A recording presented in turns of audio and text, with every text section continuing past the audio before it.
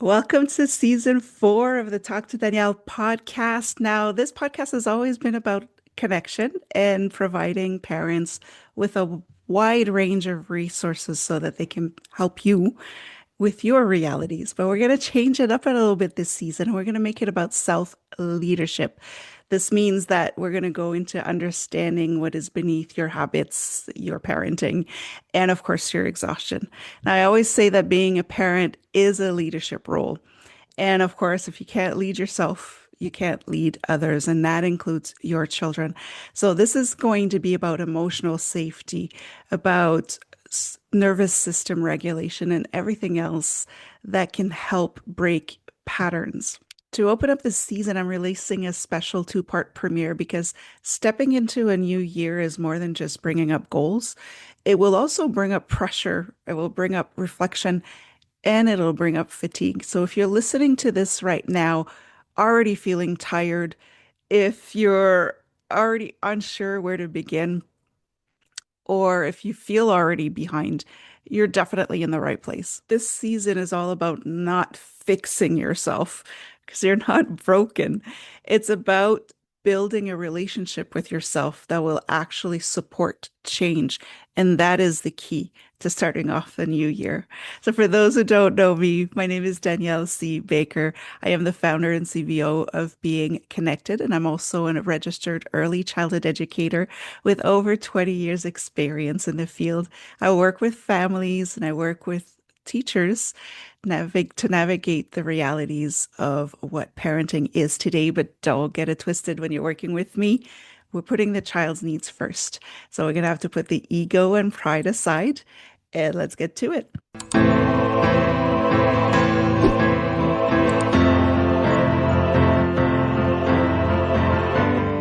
Hello, hello, hello, and welcome to the Talk to Danielle podcast. I am your host, Danielle C. Baker. And before we get started, be sure to like, follow, and subscribe to whichever channel you're listening or watching from.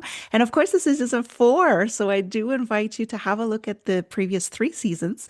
There might be some topics there that resonate more with your reality today, so go check that out. And we're going to jump right in. This is the season premiere. It's a special 2-part feature.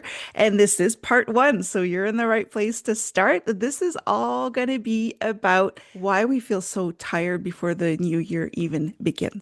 Now, for this episode, I'm going to be talking about the tired that sleep doesn't fix. So, this is the one where you still feel exhausted after a good night's sleep, or that you're just so exhausted all the time that even the fun stuff isn't fun anymore. So, a lot of the times we're going to associate that to having too much on our plate, going through a lot, taking on too much, or even as a sign of burnout. But what if you're always tired, not because you're not getting enough sleep, but because you're holding on to too much? There is a difference between physical fatigue and nervous system fatigue. And this is what I'm going to walk you through today. The physical fatigue actually goes away after you rest or after you sleep. So that's how you can tell the difference. So if you're just physically tired, just resting will recharge the battery. But if your nervous system tired, then that feels heavy. It feels hard. Everything is just so much harder. Right. Now, it is because of that difference that we don't really talk about that is important now that we start normalizing the fact that rest just isn't enough. When somebody is going through a nervous system fatigue, rest isn't going to do it. And so we just stop talking about it if it's not happening and it's not helping us at all. Now, it doesn't have to be as deep as the first signs of depression or the first sign of a burnout. Sometimes it's due to invisible labor.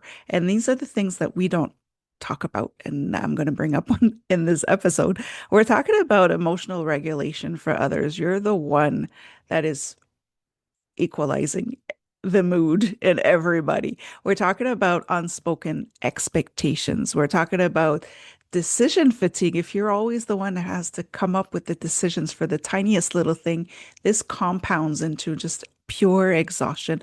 And if you're going through that, you know exactly what I'm talking about. I'm talking about being the safe one when it comes to parenting, where your child will dump all of their emotions on you and you just have to bear it. We're talking about being the strong one. We're talking about the one who keeps everything together. These are invisible labors that we don't talk about, we keep to ourselves, but they do add up and they do start making our nervous system feel threatened. And this is where the fatigue comes from. It's not rest that's going to fix this. It's us letting go of all these things that we hold on to for others and start focusing on ourselves. This is where the self leadership comes from. We need to start looking at exhaustion as actual information, not as failure. Your body is not betraying you, it's trying to tell you something. And it's when we start labeling things like burnout or depression that we're actually oversimplifying the problem. Now we gave it a label, we can suppress it, forget about it, and just keep building up that pressure. This is what I mean by we need to start looking at exhaustion as actual communication from our body to tell us, hey, red flag, we need something here before you get to the extreme. So when you were talking about hypervigilance, if we're talking about constant responsibilities where you just never catch a break, everybody's looking to you to fix their problems, to make decisions, to take on a role, or if you're suppressing your emotions, which is something we do when we go through those kind of pressures, those kinds of habits or patterns actually drain our energy more than actual workload. So when we're talking about burnout, it doesn't mean that we have to slow down because that's not going to help us. We still are taking on these invisible labors. And this is one of the reasons why many people can't recover from burnout because burnout doesn't mean you need to slow down. It means that you need to release the load, the energetic load, the nervous system fatigue that is leading you to burnout. And this is why when you do have a burnout, let's say, and you take some time off, if it was just that there was too much going on, you would be able to recover from your burnout by just stopping for a little bit and taking some rest.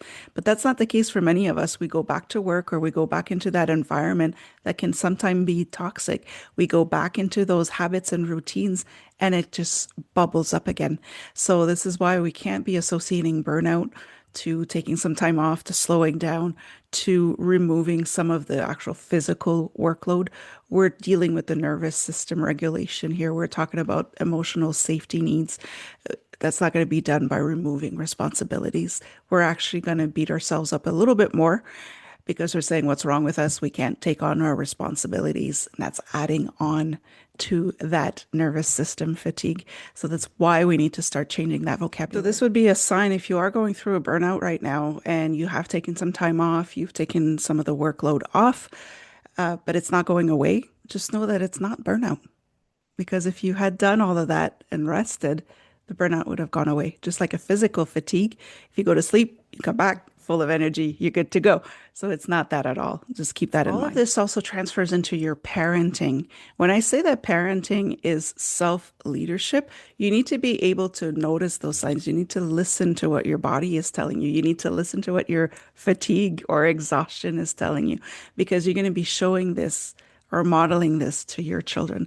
Don't forget that your children also co-regulate, so they mirror you. They feed off of your energy.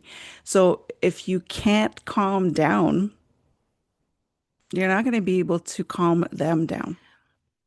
Children speak body language. When I was saying earlier that your body is talking to you, exhaustion is a way of communicating. We have shut that part out of us as we grow older, but children pick up on body language.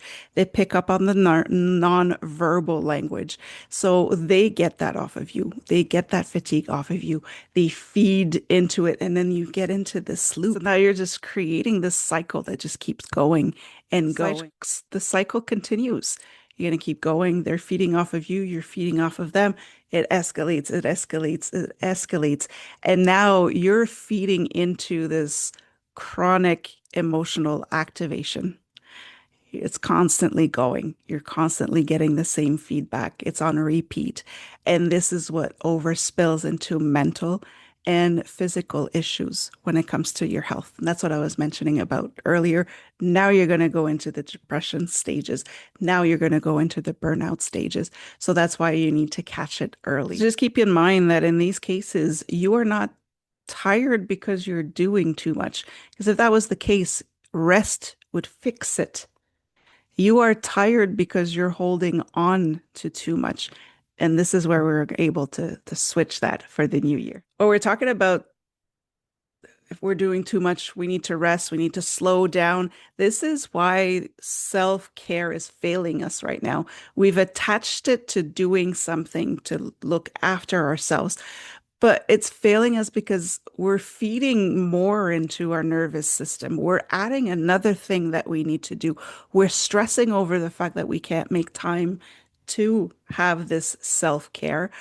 So it's the complete opposite of self-care. Even if you do manage to find the time to take time for yourself, you're constantly thinking about everything else that you need to do. You've stressed yourself out leading up to that 5 minutes you may have to yourself. So your nervous system thinks you're in danger, and it's adding up to an even more invisible labor or even more overload of emotions that you're going through. So the self-care, the way that we see self-care needs to change. What we need to do now is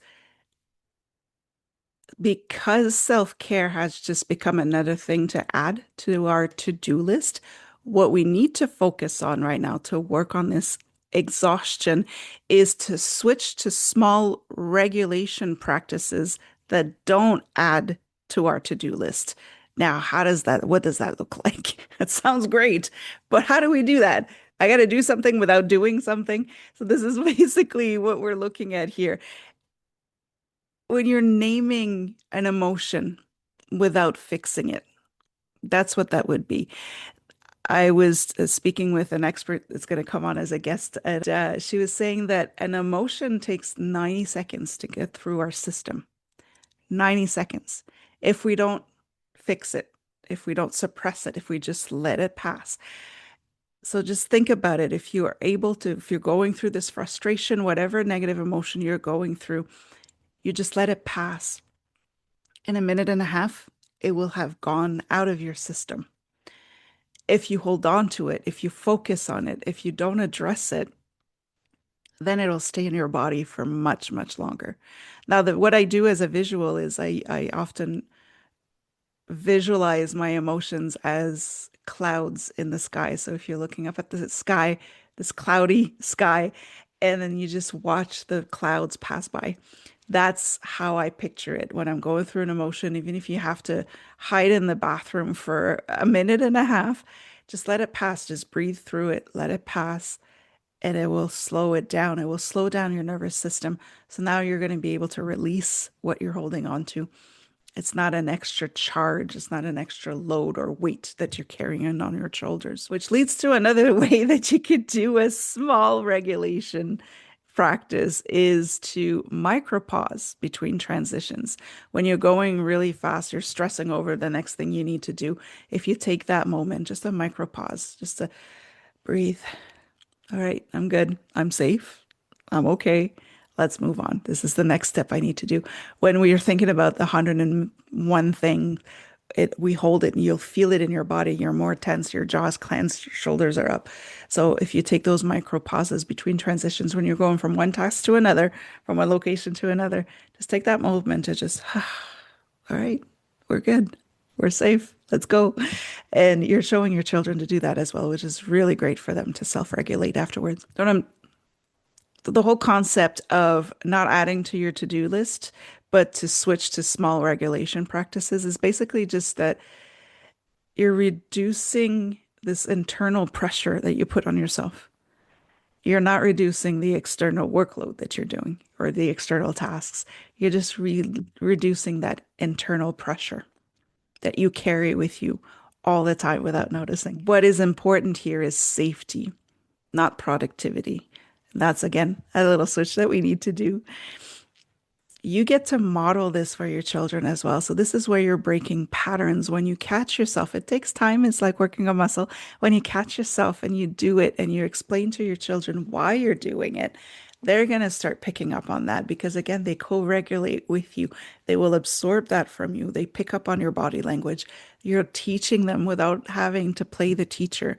You're just doing it. And again, that reduces a lot of pressure off of you because through these better habits, you're able to help your children as well. So, regulation isn't rest. That's what we need to remember. Regulation isn't rest, it's release. Those are the differences we need to work on this year. So, release the idea that a new year requires energy that you already don't have.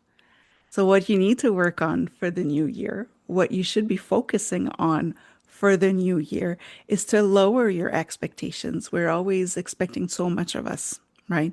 Lower those expectations. Honor your current capacity. There are days that you just don't have the capacity that you had yesterday, and that's okay. Your body's telling you, let's take a breather here. So do that. Stop performing readiness or hustling because then you're just leading yourself to burnout. And hustling is not leadership. We need to also remember that it's lack of leadership if all you could do is go, go, go, go, go and not rest when your body is telling you to. You're not self-leading. You cannot be a leader if you're not self-leading. Oh, I hope this helped you see the switch that can help you a lot this year to gain some energy back, to reduce some of that pressure that you're holding on to. I know that there's a lot you're going through that you're not telling other people. And so these are the little switches that can help you to have a more productive year, but almost also a really helpful and restful year. And don't forget that as a parent, you're teaching your children to do this. So you're helping break the patterns, you're helping them have a better life or at least a head start when they get into their adult years. Now, I do, if you are interested, have some reflection questions that you could ask yourself to see exactly where you're holding that pressure and how you can release it. So if you are interested in getting those reflection questions, because thinking about questions to ask yourself is just another thing to do. I have it ready for you. You can just email me. I will add my email to the description of this episode. So do email me. Just say, ready for the new year or tired, something like that, so that I know that you got it off of this episode and I can send you some questions that you can ask yourself so that you could really start thinking about where is it that you need to set more boundaries, lower your expectations, and take time for yourself without overcharging or overloading yourself anymore. Now, also don't forget that this is a double feature for the premiere of season 4. There is a part 2 that is going to talk about that you don't need a new year, you need a new relationship with yourself. Now that you understand where you may be holding too much that doesn't serve you, what can you do to change that? So I do invite you to go check out part 2. Until next time, stay safe, stay awesome, and we'll talk soon.